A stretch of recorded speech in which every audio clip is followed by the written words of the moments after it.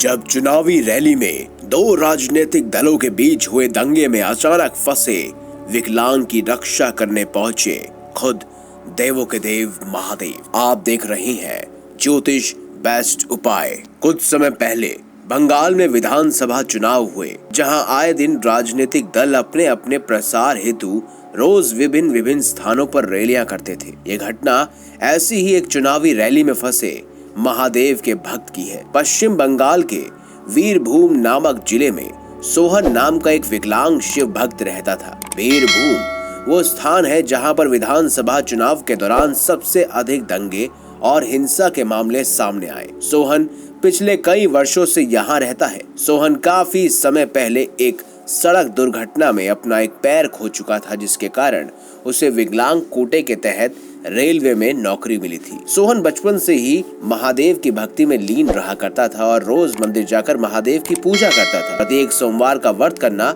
सोहन का नियम था। साथ ही महाशिवरात्रि को गरीबों को, जरूरतमंदों को उनकी जरूरत का सामान वो भी दिया करता था और शिव कीर्तन का भी आयोजन किया करता था। उसको किसी प्रकार का कोई दुख नहीं था और अपने साथ हुए हादसे को भी वह भुला चुका था। वो अपना जीवन सुखमय रूप से व्यतीत कर रहा था। एक दिन जब सोहन अपना कार्य समाप्त कर रेलवे दफ्तर से घर की ओर लौट रहा था, तब उसे कोई ऑटो रिक्शा या किसी प्रकार का कोई साधन नहीं मिला। वह शायद कोई साधन आ जाए ये सोचकर सड़क किनारे खड़ा होकर इंतजार करने लगा। तभी पास खड़े दूसरे व्यक्ति ने सोहन से कहा, आज आपको यहाँ कोई साधन नहीं मिलेगा, क्योंकि आज यहाँ चुनाव रैली है, तो बेहतर यही होगा कि आप ज्यादा इंतजार न करें और पैदल ही निकल जाएं। सोहन को उस व्यक्ति की बात सही लगी, वहां से निकल गया। तब कुछ दूर चलने के बाद उसे दिखा कि बहुत भीड़ के साथ चुनावी रैली निकल रही है। घर की ओर जाने का मार्ग भी यही है।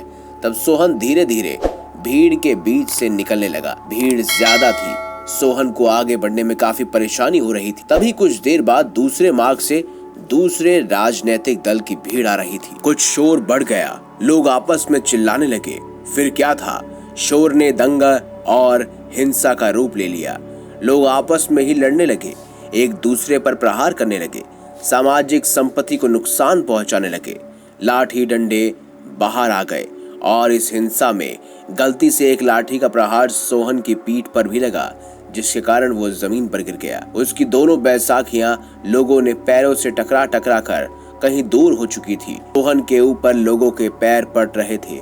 वो घायल हो चुका था और खड़ा होने में भी असमर्थ था। कुछ समय में ही सोहन की आंखों के सामने अंधेरा छाने लगा। वो कभी भी बेहोश हो सकता था।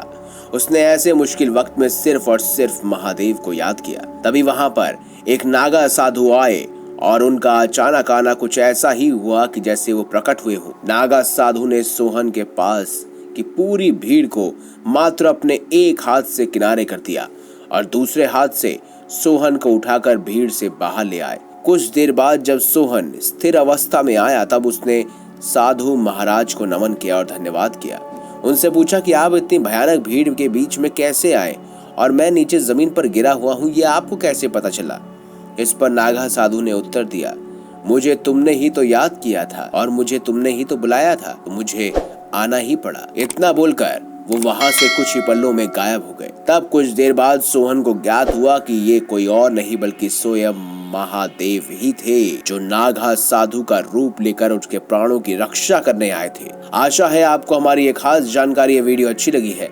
इस वीडियो को लाइक करें, हमारे चैनल को सब्सक्राइब करें और ज्यादा से ज्यादा शेयर भी करें। मिलेंगे अगली बार एक नई खास वीडियो के साथ। अब तक के लिए बहुत बहुत धन्यवाद। देखते रहिए ज्योतिष बेस्ट उपाय।